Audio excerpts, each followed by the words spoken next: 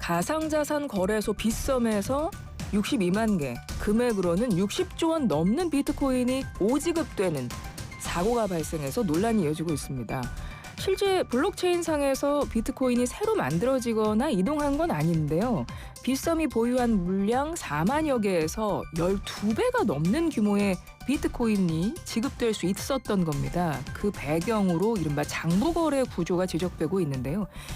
이 장부거래 구조란 게 뭔지, 왜 이런 사고가 발생했고 또 재발을 막기 위해서는 어떤 조치들이 필요할지 전문가와 짚어보겠습니다. 한성대학교 블록체인 연구소장 조재우 교수 전화 연결합니다. 교수님 안녕하세요. 네, 안녕하세요. 빗썸의 비트코인 오지급 사태 파장이 여전히 상당합니다. 일단 이게 무슨 일이 벌어진 겁니까, 교수님? 이게 빗썸에서 이제 이벤트로 사용자들에게 약간의 이제 돈을 나눠주는 일이 있었는데요. 근데 단위를 원을 지급해야 되는데 그거를 실수로 비트코인으로 지급해가지고 2,000원을 줘야 되는데 2,000 비트코인을 주게 된 거죠. 그러니까 한 1억 배 정도 많은 금액이 지급이 된 겁니다. 이 금액이 지급됐다. 그러니까 이런 이야기를 딱 들으면 보통 우리가 은행에서 예를 들어 계좌 이체를 하는데 잘못된 계좌로 내가 돈을 잘못 이체했다. 이러면 금방 이해가 되거든요. 무슨 일이 벌어진 네. 건지. 근데 이번에는 가상자산 비트코인을 일단 잘못 지급한 겁니다. 빗썸에서 1억 배 이상 많게 지급한 건데 나오는 얘기를 들어보니까 99.7%는 회수했다. 또 이렇게 나오더라고요. 이거는 어떤 구조인 겁니까? 이런 말들이 어떻게 나오죠? 이제 그 오지급된 부분에 있어가지고 그거를 다시 이제 돌려놓는 처리를 한 거죠. 그러니까 장부상의 숫자를 돌려놓기도 하고, 근데 그 과정에서 거래가 되었다거나, 실수로 이제 일부 인출이 되었다거나 한 부분은 다시 이제 사용자하고 연락을 해가지고 돌려받거나 아니면은 그 부분에 대해서는 조금 이제 빗썸이 가지고 있던 예비비로 처리를 하거나 이런 식으로 했을 것 같습니다.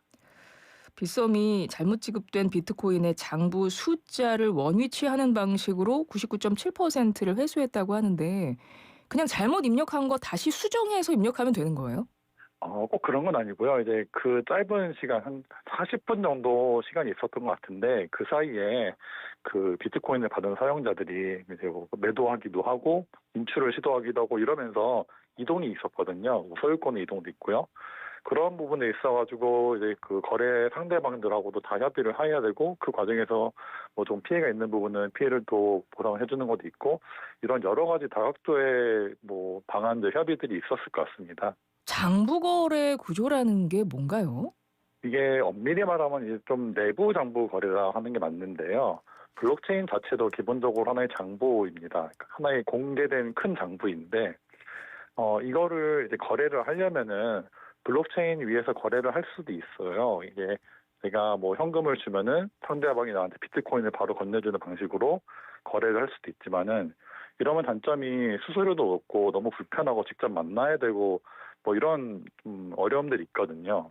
그래가지고 일반적으로 거래소에서 거래를 하는데, 거래소는 좀 방식이 약간 다릅니다. 어떻게 하냐면은 사람들이 거래소에 비트코인을 모두 맡겨놓고 또 돈도 같이 맡기고 그 안에서 서로 이제 거래소 안에서만 그냥 얘기를 해서 거래를 하는 거예요. 근데 그때 사용이 되는 게 거래소의 내부 장부입니다.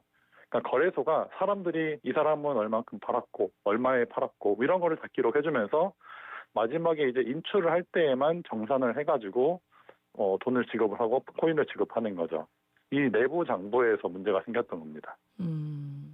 지금 설명하신 부분까지는 이해가 되는데요. 그런데 이번에 쭉 보니까 원래 빗썸이 보유하고 있던 가상자산보다 훨씬 더 많은 12배가 넘는 규모의 비트코인이 지급됐다고 하잖아요. 이게 장부거래라면 이게 가능한 건가 봐요? 그러니까 기본적으로는 외부의 장부에서 있는 빗썸의 비트코인 수량하고 빗썸이 내부 장부에 기록한 수량이 같아야 되거든요. 네. 근데 이제 법적으로도 원래 이제 사용자가 입금한 그런 코인 가상자산은 동일한 종류의 동량을 유지하도록 되어 있습니다. 그래가지고 그런 부분에 있어서는 일치를 늘 시키고 있는데요. 근데 이번 같은 경우 이제 외부 정보에는 4만 2천여 개 정도 있었는데 그러니까 공개 장부에는 그 정도 있었는데 내부 장부에서 실수로 숫자가 일시적으로 확 증가를 해버린 거죠. 이건 아마 그 이벤트 물량이었기 때문에 이게 사용자가 입금한 게 아니라 빗썸이 이거를 사용자에게 지급을 하는 과정에서 안전장치가 없기 때문에 발생한 사고가 아닌가 이렇게 추정을 하고 있습니다. 안전장치가 없기 때문에 어떤 안전장치가 있었어야 되는 건가요?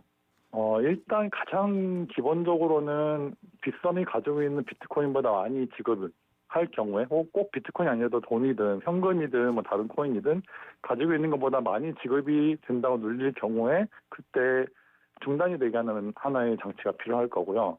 이 기술적인 장치이고 또 인적 오류를 좀 더 줄이기 위해서는 큰 금액을 할 때에는 뭐 결제 라인을 2중, 3중으로 한다든지 뭐 이런 뭐 확인해주는 그런 걸 보여준다든지 하는 게 필요한데 이런 부분이 없이 그냥 단순히 한 번 거래하는 거로 처리되지 않았을까 하는 좀 생각을 하고 있습니다.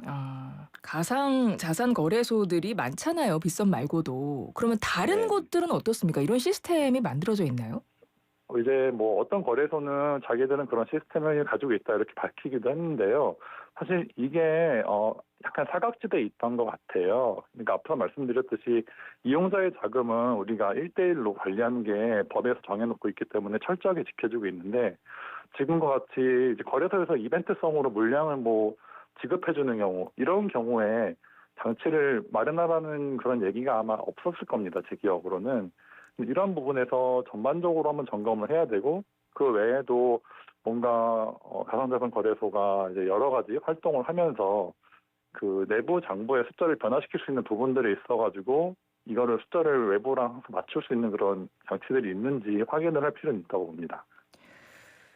이번에는 워낙 규모가 컸기 때문에 그러니까 잘못 지급된 그 비트코인이 워낙 액수로 따지면 61조 가량 되는 60조 넘는 거다 보니까 워낙 큰 사고로 우리가 모두 다 인식을 하는데 혹시 그동안에도 아주 적은 금액이라고 하더라도 이런 일들이 있었던 적이 있나요?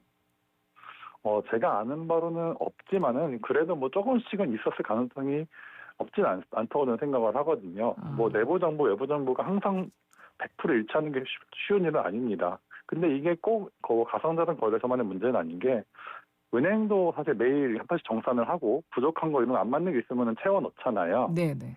네, 그런 식으로 아주 소소한 금액들은 조금씩 차이가 날 수도 있고 이런 부분에 있어가지고 이게 꼭 가상자산이라 그런 게 아니고 내부 정보를 항상 쓰는 모든 뭐 거래소든 금융기관 이런 데에는 항상 본질적으로 조금씩 가지고 있는 문제라고 할 수 있죠. 예. 처음에 이 기사 딱 접했을 때 교수님 무슨 생각이 가장 먼저 드셨어요?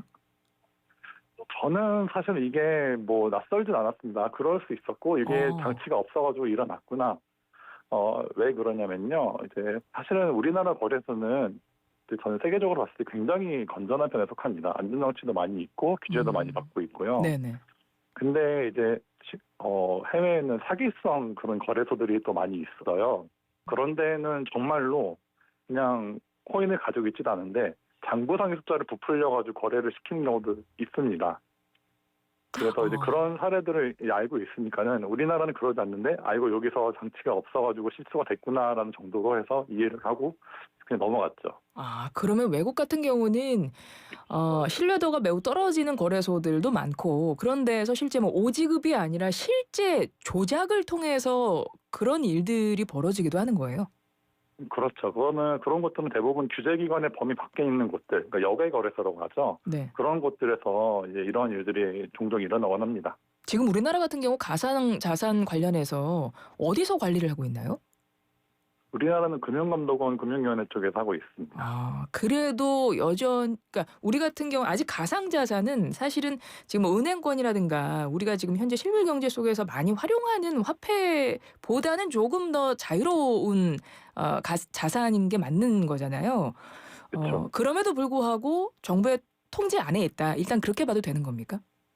네네. 이용자 보호를 위해 가지고 이제 뭐 이런 지금 같은 사고뿐 아니라 이런 비슷한 유형의 사고들을 방지하기 위해서 규제 기관이 많이 개입을 하고 또 실제로 거래소들도 신뢰성 확보를 위해서 규제 기관에 적극 협력하고 있습니다. 그런데 뭐 우리나라는 그래도 관리가 잘 되고 있다라고 말씀은 하셨지만 일반인들이 보기에는 아니 가상자산은 그러면 누구든 마음만 먹으면 이렇게 장부상으로 거래소가 막 조작하고 시세 조작하고 이럴 수 있는 거 아닌가라고 조금 불안함을 느끼실 수도 있을 것 같거든요. 이런 게 실질적으로 이론적으로 좀 가능합니까? 이론적으로야 사실 가능한데요. 예. 우리나라에서는 현실적으로 거의 불가능하다고 보면 아. 되겠습니다. 왜냐하면은 계속 실사가 들어가고요. 이제 금융감독원 같은 데서 FA에서 실사가 들어가면서 이런 게 만약 발각이 되고 고의성이 있고 이런 상황이 되면 이제 폐업을 해야 되거든요. 네. 그래서 이제 그런 뭐 우리나라 실사 감시되는 부분도 있고 또 사용자들이 또 이거를 블록체인 장부를 대조해 보면서 좀 확인하는 것도 있고 여러모로 우리나라는 감시할 규제가 많이 있기 때문에 현실적으로 그런 식으로 장부를 조작해가지고 하는 거는 없다고 봐도 무방하겠습니다. 빗썸은 주문 입력 실수 막기 위해서 예방 시스템을 원래 이달 말에 도입할 예정이었다고 하더라고요. 근데 사고가 먼저 발생했다 이런 해명을 내놓고 있는데 만약에 이 시스템이 조금 더 빠르게 도입됐었다면 이번 사태는 좀 안 일어났겠네요. 그렇죠. 네, 빠르게 도입은 안 일어났고 그래도 그나마 다행인 게 그 지급 시스템은 안전장치 없었지만은 이제 출금하는 부분이나 이런 데는 이전부터 안전장치를 다 마련해 놨거든요. 그러니까 굉장히 큰 금액이 출금이 된다. 그러면은 한번 그 담당자가 확인을 하고 좀 홀드를 해놓고 이런 장치들이 다 있었기 때문에 이렇게 많은 비트코인이 지급됐음에도 실제로 출금된 것은 뭐 그 시간대에는 한 10비트코인 정도밖에 되지 않습니다. 사실 그 가상자산이지 않습니까? 그리고 이번에 네. 장부상 거래 막 이런 이야기가 들리다 보니까 투자자들 사이에서는 또 이런 생각도 할 수 있을 것 같아요. 아니 지금 내 계좌에 찍힌 가상자산은 그럼 실제로 존재하는 거 맞는 거야? 약간 이런 불안도 가지실 수 있을 것 같은데요. 어떻습니까? 그렇죠. 네네. 그 합당한 불안감이긴 하고요. 예. 그래서 이제 저도 매번 강조를 드리지만은 거래소에 있는 그 코인은 사실 자기 게 아니다. 거래소에 찍혀 있는 숫자일 뿐이고 믿을 수는 없는 거다. 100%. 이제 그런 얘기를 하거든요. 이제 우리나라 거래소야 2중, 3중으로 확인을 하기 때문에 그나마 신뢰할 수 있는 편이긴 하지만은 그래도 100%는 아니다. 이렇게 늘 말씀을 드립니다. 그래가지고 그런 부분에 있어서 뭐 사용자들도 거래소를 이용하시면서 늘 조심하시고 또 한 번씩은 그래도 의심하시고 감시해 보시고 하는 게 중요하다고 저는 생각을 합니다. 개인 투자자들이 감시하고 좀 의심하고 좀 점검할 수 있는 방법은 어떤 것들이 있나요? 이제 소위 온체인 데이터라고 하는 거가 있는데요. 그러니까 블록체인의 공개 정보를 실제로 보는 건데 거기에서 이제 어떤 일들이 벌어지는지 뭐 실제로 직접 들여다보셔도 좋고 아니면은 뭐 저희 같은 분석가들이 그런 걸 제공해준 정보를 좀 귀 기울여서 보셔도 좋을 것 같고요. 그거 외에도 정말 정 불안하시면은 이제 소위 개인 지갑이라고 하는 거래소 말고 내가 진짜 코인을 실물을 가지고 있는 그런 지갑 쪽으로 보관을 하시는 것도 하나의 방법이 되겠습니다. 이번 일로 금융감독원이 가상자산 거래소에 금융회사 수준의 규제를 도입하겠다고 했습니다. 우리나라는 그래도 가상자산 관리가 잘 되고 있는 편이다라고 앞서 말씀을 하셨는데 그럼에도 불구하고 지금 가장 부족한 규제 영역이 있다면 어떤 부분이 있을까요? 사실은 우리나라 가상자산 거래소가 상당히 금융회사에 준하는 그런 규제를 받고 있어가지고요. 저는 얼마나 큰 차이가 있을지는 사실은 잘 모르겠습니다. 근데 그래도 이런 아직은 금융회사에 비해서 시행착오들이 더 있을 수 있는 부분이기 때문에 저는 뭐 이렇게 발견이 되는 거는 빠르게 그 건에 대해서 대응을 하고 전반적으로 점검을 하고 이런 식으로 대응하는 게 제일 중요할 것 같습니까? 한마디로 저희는 가상자산 거래소는 역사 경험이 조금 부족하다 할 수 있겠죠. 사실 이번 일로 가상자산 업계에서도 다시 한번 경각심을 가져야 되는 계기가 아닐까 싶거든요. 자체적으로 좀 어떤 노력들이 필요해 보이십니까? 자체적으로도 뭐 늘 강조되겠지만은 내부 통제 부분은 계속 노력을 해야 될 것 같습니다. 그러니까 고의든 고의가 아니든 내부 통제가 실패가 일어날 수 있는 영역이 있을 거고 그렇기 때문에 이 부분에 있어서 이제 늘 주의를 하고 늘 이중으로 점검을 하는 게 필요하고요. 사실 이거 외에도 뭐 보안이나 이런 영역들, 규제와는 조금은 거리가 있지만 이용자들에게 영향을 줄 수 있는 그런 영역들도 항상 신경을 써야 되겠습니다. 금융감독원이요. 이번 사태를 점검해서 내부 통제 미비가 아주 중대한 위반으로 판단된다. 그러면 영업 일부 또는 전부 정지하거나 대표이사 문책 경고나 직무 정지 뭐 이런 중징계로 이어질 수 있다. 이런 관측도 나오고 있는데 이번 일이 이런 중징계 제재에도 가능할 거라고 보십니까? 사실 예전에 이 비슷한 사건으로 그 삼성증권의 유령 주식 사태가 있었거든요. 예. 그때는 이제 뭐 임원 뭐 직무정지라든지 이런 여러 가지 중징계가 있었던 걸로 기억을 합니다. 근데 이제 거기 그 사건의 경우에는 아무래도 좀 내부 직원들이 많이 연루가 되어 있고 또 그 내부 직원들이라면 증권사 직원들이기 때문에 어느 정도 지식이 있고 이래가지고 매도도 한 거 있어서 책임감을 더 물은 것 같은 생각이 드는데요. 이거는 그런 면에서는 이제 고의성이 훨씬 좀 떨어지는 부분이 있다고 생각을 하긴 합니다. 뭐 그걸 코인을 지급받는 이용자들이 고의로만 잘못해가지고 한 것도 아니고 모르고 그냥 매도를 해봤을 수도 있고 여러 가지 약간 다른 정황들이 있긴 한데 개인적으로는 그 정도까지 중징계는 조금 과하지 않나 생각은 하지만은 그래도 어느 정도 내부 통제에 있어 점검을 하고 책임을 물어야 되는 부분은 좀 물을 필요는 있어 보이긴 합니다. 앞서 이번에 비트코인 잘못된 오지급 사태 보시면서 처음에 이런 일 충분히 가능한 일일 수 있다라고 말씀을 하셨잖아요. 네. 그리고 이게 뭐 고의적인 거라고 보기 힘들고 그리고 우리 뭐 금융당국에서 어느 정도 관리도 하고 있고 이제 이런 부분에 대해서 말씀을 해주셨는데 그런데 사고 당일에 비트코인 가격이 하루 만에 큰 폭으로 떨어졌지 않습니까? 그래서 한 네. 18% 이상 급락을 했습니다. 그러니까 실제로 블록체인상에서 코인이 이동하지 않았는데도 장부상으로 오지급된 것도 이 시세에 영향을 준 거 아닙니까? 근데 이거는 좀 크게 봐야 되지 않을까요? 그렇죠. 그 부분은 좀 이제 실질적인 영향이 있던 부분이죠. 오지급 받은 거를 매도를 하면서 일단은 그 내부 정보가 있는 그 빗썸에서 그게 가격이 떨어졌고 그렇게 되면은 이제 다른 거래소의 가격을 보면서 이제 좀 이 거래소 간의 거래를 중개하는 그런 봇들, 저희 프로그램들이 있거든요. 그런 것들이 이제 다른 거래소에서 함께 매도를 하면서 전반적으로 좀 가격을 떨어뜨리는 영향이 있을 수 있습니다. 그래가지고 하나에서 일어난 일이 여러 곳으로 퍼질 수 있기 때문에 늘 주의를 해야 되죠. 그러니까요. 이 가격이 떨어진 부분, 그러니까 실질적으로 이 사건으로 인해서 투자자들은 지금 피해를 보신 분이 있는 거잖아요. 네. 그리고 이 빗썸에서 이거를 인지한 게 어느 정도 시간이 한 몇십 분 지나고 나서 인지하지 않았습니까? 한 20분쯤 후에. 20분 지나긴데. 그렇죠. 네. 그 빗썸에서 그때 우리가 잘못 지급했구나라고 알게 된 게 이게 지금 가격 떨어진 건 그것 때문에 알게 된 거였던가요? 한 사용자가 그걸 공개적인 자리에서 얘기를 했다고 들었습니다. 커뮤니티에서. 아하, 그렇군요. 네네. 알겠습니다. 이번 사태 보시면서 아마도 개인 투자자들이 가장 조금 불안함을 느끼실 것 같아서요. 끝으로 한 말씀 그렇죠. 부탁드려요. 가상자산이 아무래도 좀 금융 그 회사들보다는 역사가 짧아가지고 아직은 조금은 더 불안감이 있을 수 있습니다. 근데 또 실제로 보면은 이런 일들이 예전에도 많이 일어났지만은 우리가 국내에서 제도화하면서 이런 부분은 좀 많이 안정화돼 있긴 하고요. 다행히 이번 일도 실제로 지급된 거 그런 규모에 비해 가지고 피해 금액이나 아니면은 이제 회수 이후의 결과 자체는 크지 않은 거는 우리가 여태까지 이런 이용자 보호라든지 투자자 보호에 대한 안전장치를 많이 만들어 놓은 결과라 생각을 하고요.